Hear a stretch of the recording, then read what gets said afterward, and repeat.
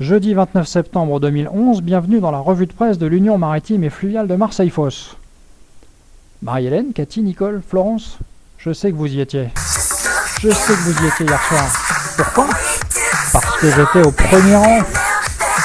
Une petite vignette ludique pour l'inauguration de ce bâtiment emblématique sur notre port, le Silo, qui a vu son deuxième concert avec George Michael hier soir. Un renouveau pour ce bâtiment que nous connaissons tous et auquel nous sommes attachés. L'actualité des compagnies pour commencer, avec Mer et Marine qui revient sur l'entrée en service prévue début novembre du Piana. Donc première construction de la compagnie de la Méridionale depuis le Callister en 91, qui est sorti des chantiers croates de Brodosplit il y a quelques semaines. C'est un navire qui aura coûté 150 millions d'euros, qui mesure 180 mètres de long, qui sera équipé de 4 moteurs de 9600 chevaux chacun et de 2 propulseurs d'étrave de 2583 chevaux exactement. Il est prévu pour filer à une vitesse maximale de 23 nœuds. Il pourra accueillir 750 passagers dans 200 cabines ou sur 50 fauteuils pour ceux qui n'auront pas de cabine. Il est prévu pour une capacité de 200 voitures et 180 camions. Mer et Marine annonce qu'il est adapté au port de Bastia et qu'il a été construit dans cette optique. Mais il me semblait moi que c'était pour lui permettre de virer à la Joliette que sa longueur avait été réduite à 180 mètres de long. Mais peut-être me trompais-je. L'antenne en page 3 revient sur la sortie et la livraison du Bourbon Front qui vient de sortir des chantiers de Sino-Pacifique de Zhejiang.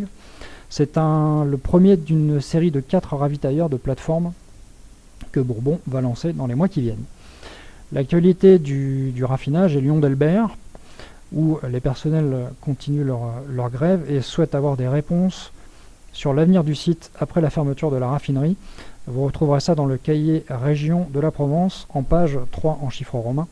Et puis un article de fond sur le secteur du raffinage en France, en page 4 de l'antenne, où Jean-Louis Chilansky annonce que plusieurs centaines de millions d'euros seront perdus par les raffineries en France cette année, qu'on est sur une tendance du milliard d'euros qui a été perdu en 2009, et que d'une façon générale, la capacité de production en France est très largement excédentaire par rapport à la demande, puisque la capacité s'élève actuellement à 81,8 millions de tonnes, et que la demande en France, donc tout produit confondu, fuel lourd, gasoil, essence et peut-être d'autres que je ne connais pas, que la consommation de gasoil en France se monte à 33,6 millions de tonnes et que celle de l'essence se monte à 8,2 millions de tonnes. Pour mémoire, la capacité de la raffinerie de Berre a une production de 5,3 millions de tonnes par an.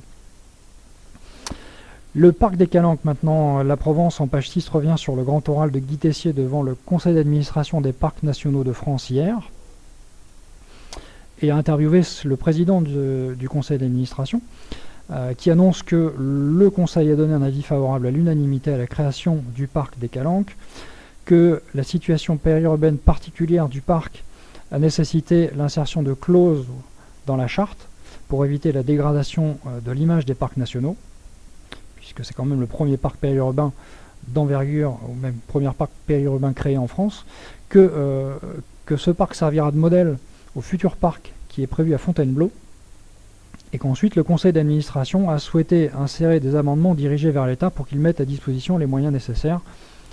Fin de citation. Pour terminer, l'actualité de la circulation, ça pourra être utile à certains. Les tunnels du Vieux-Port et de Saint-Charles seront fermés cette nuit et dans la nuit de dimanche à lundi. Et puis ensuite, pour finir, l'actualité législative et réglementaire, pas d'avis paru au JORF de ce jour. En espérant vous avoir informé, à bientôt.